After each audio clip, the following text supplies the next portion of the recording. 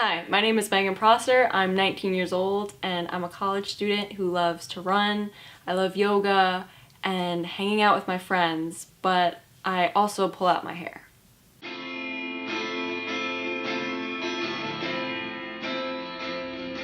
So I started pulling out my hair when I was 8 years old. I was in the 4th grade and I was in my sister's room. And I remember playing with my eyelashes. I was just kind of like twisting them, I guess, and then one came out and I remember being like, oh, that's kind of cool, like I have a wish, you know, like when your eyelash falls on your cheek and you like blow it and then you get a wish. So I remember my young mind was like, that's so cool, I have unlimited wishes this way. So I literally just started pulling them all out and not even realizing that it was actually becoming like an addiction almost. I just constantly was like pulling them out and out and out, and I just kept covering it up with, oh, I was getting more wishes, whatever, not trying. I think I knew that like I couldn't stop, but like I just kept covering it up with like, I'm getting more wishes. But yeah, soon, probably once I had no eyelashes at all on either eyes, that's when I realized this is not just me getting wishes. I was definitely there's something wrong. So my mom actually was the one who noticed. She noticed that it was actually my bottom eyelashes, that I had like a gap in it, and I remember her just seeing and being like what's happening? And I remember I told her, I don't remember exactly what I said, but I'm pretty sure I explained to her the wishes. I was like, I don't know, like I'm getting wishes, and she was like, well, like you have to stop. She was like, look at what you're doing to yourself, you have to stop. And obviously I couldn't stop, so once she realized that like I literally could not stop, I eventually vocalized like I can't stop anymore, like I don't know what's happening to me. They ended up putting me in therapy and stuff to try to fix it.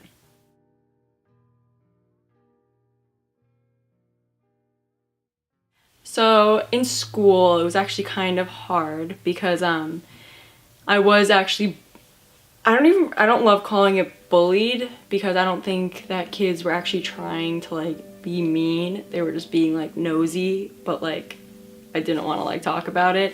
They would just ask me a lot of questions. They would be like, why do you have bald spots? Like when I started pulling out the hair on my head, it was much more noticeable, obviously. They were just asking me like why I have bald spots, why I have no eyelashes. There was a period of time where I would always wear hats. They would like rip off my hats and like constantly just, I don't know. It was never really making fun of me. They would just be asking me like, why this, why that? And I would just get so insecure. I would be like, oh my god, everybody notices. Growing up, your hair like describes your beauty, and as like a young girl, obviously, I was destroying the thing that society believes is beautiful in you. So that was really hard just growing up. I just hated myself a lot. It was really tough walking into school knowing that like the reason why I'm getting bullied is because of something I did to myself. The first friends I told were like my closest best friends, and they just had a lot of questions. They were just wondering like why. But yeah, they didn't really, they still loved me, and that it actually made it a lot easier to tell more people and like start accepting myself when I started telling other people like about it and seeing that they were just kind of like, oh, okay. Then I was just kind of like, oh, it's kind of chill, I guess. Today, it still affects my life constantly. When I was younger, it definitely affected my life much more because being in school, it was really hard, pulling and everything.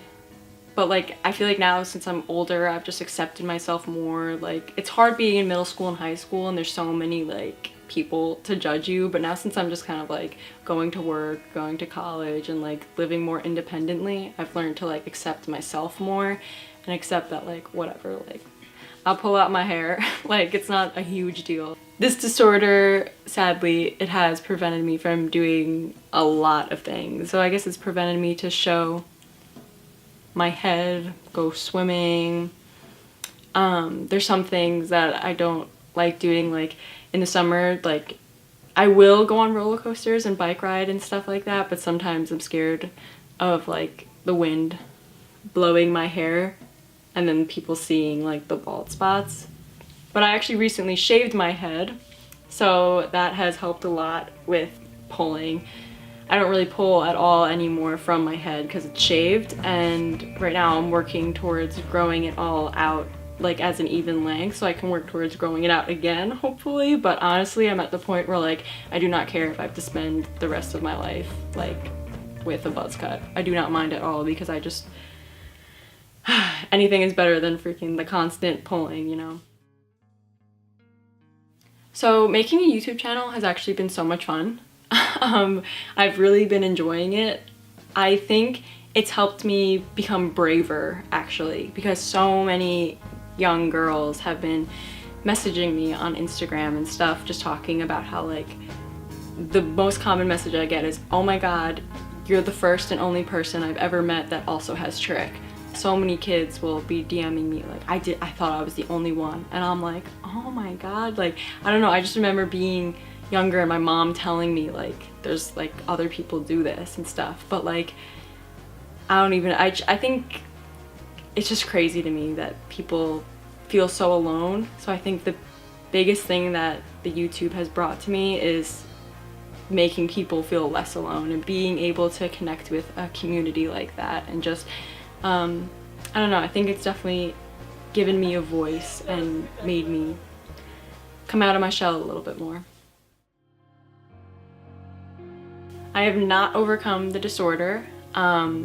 Personally, I like to every day think like there's gonna be a day, where like I'm just gonna outgrow it or something, but I think deep down inside I don't think I'm ever gonna fully be pull free, ever. I've met multiple people who are pull free. The longest I've ever met was this girl. She was pull free for 20 years. So I do think it's possible to overcome it. I just think it's really, really freaking hard. It's gonna be, it's definitely hard.